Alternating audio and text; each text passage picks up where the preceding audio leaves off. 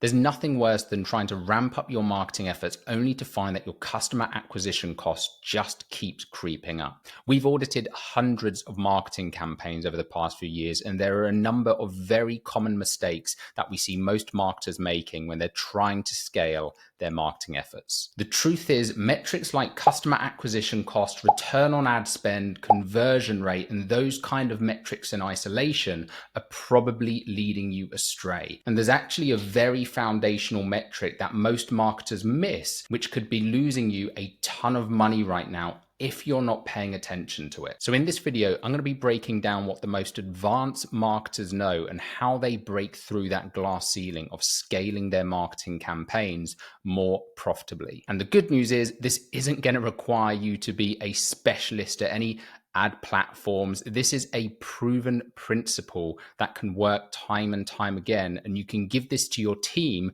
to start deploying it in your business to get more profitable results from your marketing efforts today. So let's get straight into it. So at the start of any new marketing campaign or any marketing channel that we're trying to optimize, our goal is going to be to try to simply get the cheapest customer acquisition cost. So whether you're using smart bidding on platforms like Google or Meta with target CPA and things like that, is going to be hunting for different audience segments, right? So let's say all of these have got different personas, different types of buyers in them.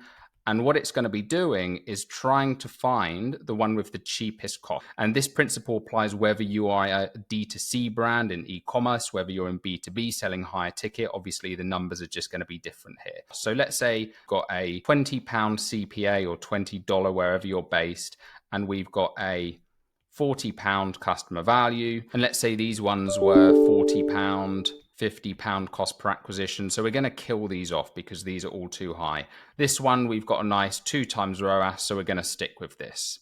Now, what happens is as we try to scale that budget, what you have to remember is that you have to think about the overall marketing funnel. So at the start of any campaign, what these platforms are going to be looking for are the people who are ready to buy right now, right? So these people here at the bottom of the funnel. Now, this is only ever going to be a very small segment of the market. The rest of the market aren't at the stage where they're looking to buy right now. They might just be at this stage where they're problem aware. They might be at this stage where they're now solution aware and just considering some purchases or some different options. It's only at this stage where people are ready to buy. So as you start increasing your budget, you start going out to wider segments of the audience, and therefore you end up reaching people who are higher up in the funnel. So naturally, that's why that cost per acquisition starts increasing. So what most advertisers start doing here is they start panicking and thinking, oh my God, we need to test lots of different creatives, lots of different audiences to try and get our cost per acquisition down as much as possible. And what you'll find is that you might get your cost per acquisition down slightly, but chances are you're going to be on this absolute roller coaster where your cost per acquisition never quite gets back to where it was, despite you pouring more and more money into the campaigns. And they're probably going to keep telling you, we need more data, we need more ads, we need more audiences, because this is what most general advice out there tells you. Test, test, test. However, it doesn't matter how many audiences you're testing and how many different ads you're running. If you're driving them through to the same pages, the same offer, you're still going to run into this issue where you've got a limited portion of that funnel who are ready to buy right now. So what can you do here? Now, this might sound crazy, but what we're going to do here is we're going to stop obsessing over trying to get the lowest cost per acquisition. And instead, we're going to look at a different metric. What is our customer acquisition cost to lifetime value or customer value ratio? So let's say, for example, again, if we come back to this audience segment here where we've got a £20 or we had a £20 cost per acquisition, £40 customer value, and we've got a 2 times ROAS. There will be segments of our audience where maybe those ones we looked at earlier, where we've got a £30 customer acquisition cost. But what you might find is that even though the customer acquisition cost is higher, we've got a significantly higher customer value of £300. So now if we do the math on this, we've now got a 10 times return on ad spend here versus the 2 times return on ad spend on that previous audience segment we had. Some people refer to this as audience cohorts, audience segments, but it's shifting that mentality away from trying to just get the lowest possible acquisition cost to thinking about, are we getting the right customers, the customers who are turning into high value buyers? So again, if you're in a service business, if you're selling B2B, this might be those kind of higher ticket purchases. If you're a D2C consumer brand, this might mean customers who are more likely to repeat buy from you. You have to be measuring these metrics over the long term. So this is where you can use tools like attribution tracking software, things like Triple Whale, Wicked Reports, or you can even use CRMs and email marketing platforms like Klaviyo to be able to report on your customer lifetime value over time and identify which of your audience cohorts, which of your audience segments have the highest possible lifetime value. Because now, even if your customer acquisition cost does creep up here to £35, to £45, as you start scaling, you're covered because you've already got a nice buffer.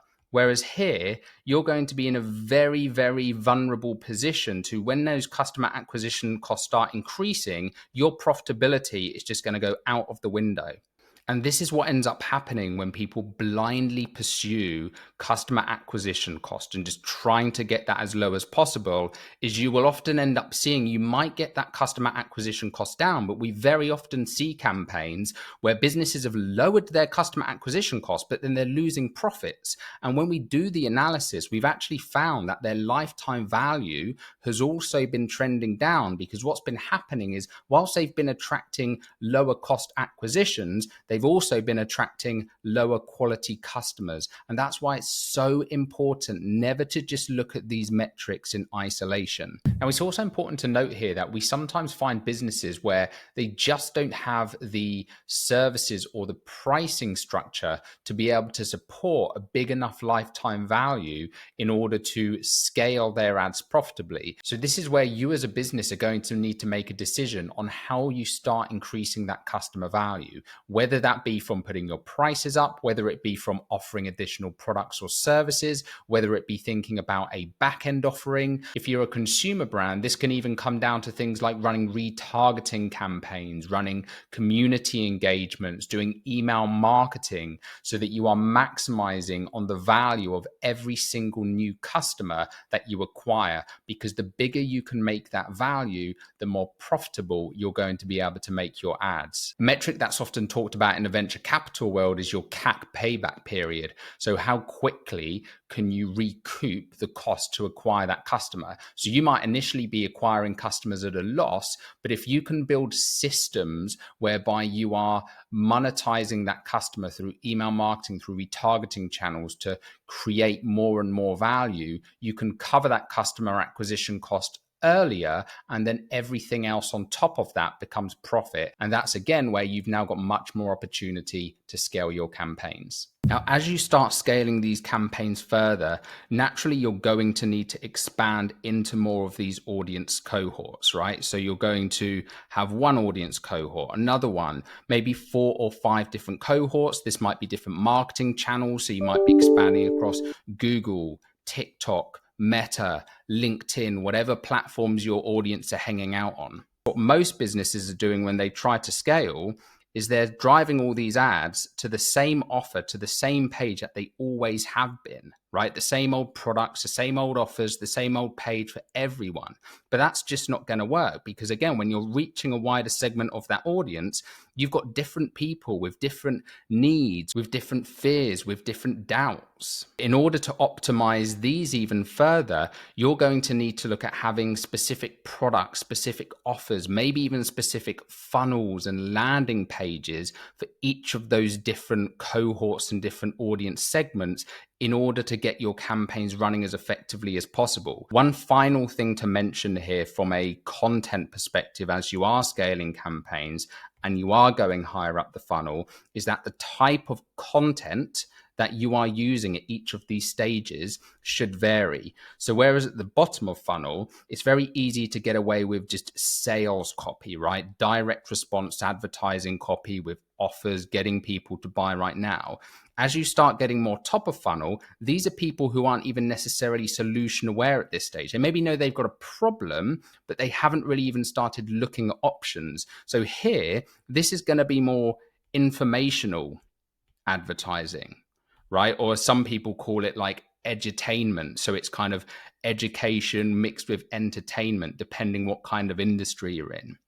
So this is really going to be things like advertorials, where you're sending people through to articles. Maybe you're using video views campaigns that speak into specific problems or specific desires that your audience has, to educate them about why what you're offering can help them.